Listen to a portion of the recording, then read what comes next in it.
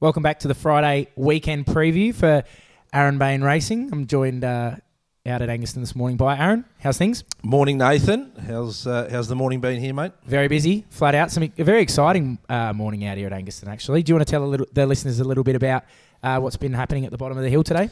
Yeah, we might get Bianca to throw it over a bit of an overlay there just to show the jump outs. But we had first the 2-year-old jump outs this morning here at Angaston. Gates in at the bottom of the hill, nice 500-metre run up the hill, and 6 really nice horses that crafting their way through their start of their career. But yeah, really good morning. Yeah, really exciting to see not only them kind of their education coming together all at the same time, but also really see what's under the bonnet heading up that hill for the first time out of the gates. It was really good to see, and a lot of positive signs. All of them, to be honest, handled it really well. No, good morning. So we'll get into the weekend preview. So we're running at Morphettville this weekend. This is on Saturday. We've only got the one runner this weekend. Buckingham Palace coming off a very good run last start, whereas unlucky not to win, but finds a maiden in race 3 tomorrow. Yeah, first up at Mildura, he was really good. Got a little bit further back than we would have liked there. Jason Holder aboard here, does draw gate 11 with a key scratching of one of the interstate runners. So that sort of helps, but drawn out a little bit. Look, his work Tuesday was brilliant. Probably justifies the $2.70. If he brings that work to the races, he'll go very close Saturday.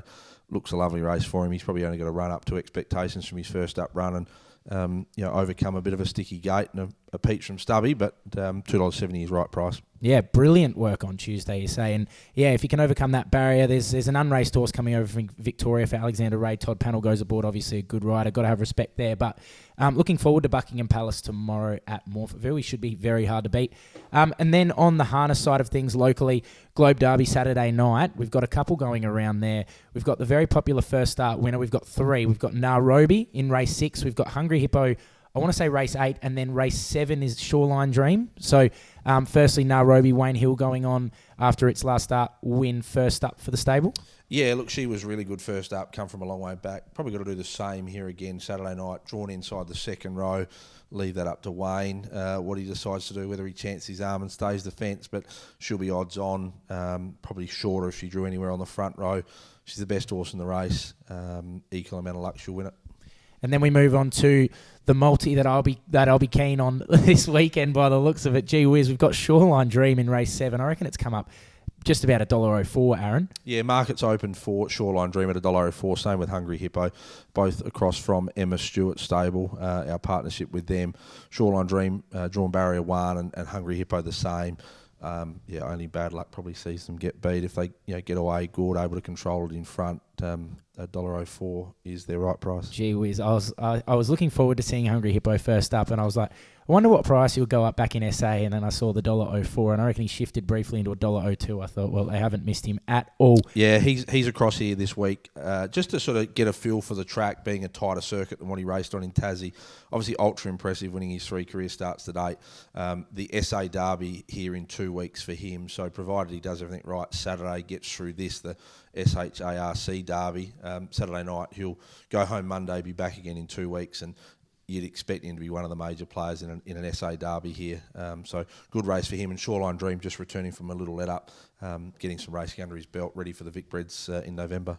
And then we move across to Melton, where we've got Kiss going around for Emma Stewart. Yeah, no favour with the barrier draw here, outside the second row, Kiss. Look, she's a very good mare, but she's going to have to be super good to be winning from there, given outside of the second line. But look, she's, we'll see if she gets equal amount of luck. But yeah, probably best horse in the race, worst draw. Yep, that will make it tricky. But then it seems like we're on rinse and repeat these last 3 weeks, but it's really nice to see consistent runners up in Queensland for Chantel Turpin. We got Sweet Mia and I'm a Queen Bee going around again off of their runs last week. Sweet Mia in race 3 and I'm a Queen Bee in race 7. Just quickly, expectations there Saturday? Yeah, I sort of mentioned last week with Sweet Mia that she'd want to get back to sort of mare's qualifying grade. Her run last week was good. She got pushed off the track. She's drawn sort of just worse than middle of the line on Saturday night, but back into mare's qualifying grade. $2.25 early markets looks her race. One of the main hopes. And then I'm a Queen Bee goes around in race 7. Again, one that's had to take that step out of the mares qualifying to Band 5 grade, drawn outside the front row, will need a far easier assignment than having to overcome that, but will run a good usual race. She's been a model of consistency up there. They have been, and Sweet Mia looks like she'll be awfully hard to beat on Saturday night. Then, something I've personally not been a part of before, but we move over to Kapunda on Sunday for the harness racing, and a very popular mare goes around, Dream a Little Dream, Wayne Hill getting aboard. What is Kapunda Racecourse actually like, Aaron? Very tight, but it'll favour leaders, and it's a longer straight, tighter bend type setup. Look, probably the right track for her if she can get across. A little bit of speed underneath her, but she won her heat of this race at Port Pirie last week. She goes from an 800 metre track to a much tighter circuit on Sunday. Barrier 5, you'll be seeing Wayne Hill light her up early. She should be the leader. I don't think there's many here that could sort of hold her when she's really lit up. It's just sort of how quick that first turn comes up and the tight run into it. But Wayne's pretty good at getting him out the gate, and I think he'll find his way to the top. He's not bad, that Wayne Hill. Now, back to the Thoroughbreds. We've got a very good hand heading to Gawler on Monday. Public holiday, long weekend. We've got 4 horses. We've got Mrs. Pennycracker, King Edward, Pacific Cross, and There Goes My Hero first up. A couple here I've been excited to get a look at. Maiden as Mrs. Pennycracker, coming off a good run at Bordertown in the South East last start. Didn't have the best of luck late, but ran really, really well. So hopefully go a couple better on Monday, Aaron. You're about as positive as her rider last start, Stacey Metcalf there. Look, she's a maiden. She's had a few attempts to try and win her maiden now, 15 goes for 3 placings, finds a suitable race. There's obviously a few unraced horses in it, so that's always a little bit of an unknown, but not our best for the weekend, but can run a cheeky race. King Edward, second up for the stable for the OTI team. Yeah, he will get better as he steps out in trip, gets the 1,500 metres here out from the 1,250, and got Todd Pennell aboard, drawn out a little bit. I think the track will play pretty fence-like. It'll play pretty rail dependent. So barrier 9, but it's a pretty even maiden. So look, he can. Yeah, he's probably only got to run up to his last start in town, and he's probably right in it. Yeah, that maiden looks certainly winnable if the best of King Edward is seen second up. Now we move on. Pacific Cross, looking for a bit of redemption after a run at Balaclava the other day, where she stood in the gates a little bit and was slow into stride. Can she bounce back up to the 1,700? Todd Pannell goes back on, so hopefully he is aware that there is the chance that she may be a little bit slow away. Can she go a little bit better second up? Best of the weekend. You think so? I'd need to have a deeper dive into the race. You've got it up here. Let's have a look. Leave it to me, mate. You tipped Extra Hot last week. I tipped Utah. That's my tip for the weekend. Utah was awesome, but Extra Hot's still looking for a gap in the straight at Morphettville. Pacific Cross last start. Best of the weekend. There you go. Moving on. So we don't need to add anything else. Best of the weekend. All right. I like the confidence. Better chance than Hungry Hippo?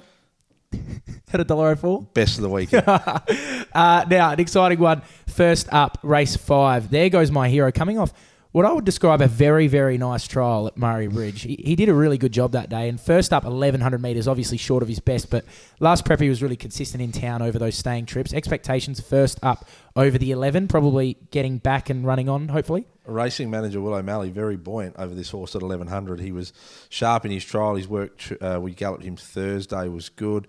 Drawn out a little bit, right race, but right quality of race for him, being a Class 2, probably 1,100, a little bit sharp, but look, treating it as a second trial, I think he'll have a good prep. Yeah, I tend to agree. Looks like he's come back really, really well. Outside of that, Aaron, anything else we want to be looking forward to? We had a couple of nice horses trial yesterday at Balaclava, Shady and Tano. Yeah, Shady Thinker, he had his second trial of the preparation, kicks off in 2 weeks, basically Saturday on the 18th of October at Morphettville. A couple options there for him, but he looks to have come back in really good order. Smart horse. Obviously, we've showed a lot of promise for the stable for a fair while now, and headlines our team over the coming months. Tano Rocket for Grand Syndicate's also trialled well. He'll kick off next Friday, so we'll have to get the preview out a day earlier with the Friday Parks meeting, but he'll go to Morphettville Parks on the Friday twilight meeting. Looks a really good hope there, and obviously coming off the back of Utah winning on Sunday, starting to tick, and the Pacers certainly doing their job fair and square over the weekend. Yeah, I better give a quick shout out on Utah from Sunday. I just want to give a mention to all the owners that did make the trip out to Strathalbyn on Sunday. It was absolutely fantastic to see everyone out there and shake a few hands and get to meet a few people that I've chatted to over the phone, and we're really happy to have them involved with the horse, and he looks like he could go on with it. So that was really nice to see, and I reckon, yeah, you're right, we might have to plan that audio going out a little bit earlier, because we've got next week Morphettville Twilight on the Friday and Murraybridge Cup Day. Do we have a few runners potentially heading that way? Yeah, no, that'll sort of firm up in the next sort of week. So looking forward to next weekend. We'll sort of see there's a few gallops to happen tomorrow to come through that. But all in all, we'll close with the best of the weekend. You've given yours. You've gone Shoreline Dream, Hungry Hippo, double at $1.08. But look, I'll go Pacific Cross. I got a bit of a soft spot there for her after her first up luckless effort, and it's obviously depending on what she opens, but I think she's the best of the weekend. Yeah, I don't have any self-interest this week, so I'll stick with, I reckon Buckingham Palace will run a really good race on Saturday. We will be back next week. We're going to have to do something midweek, as I said, but thanks for tuning in, and we appreciate everyone getting on board with this, and it's something we're really enjoying doing on a Friday morning. Exactly. Thank you, and happy punting. Good luck, owners. Good luck, horses. Good luck. See if we can get a few results over the weekend. Enjoy the long weekend, guys.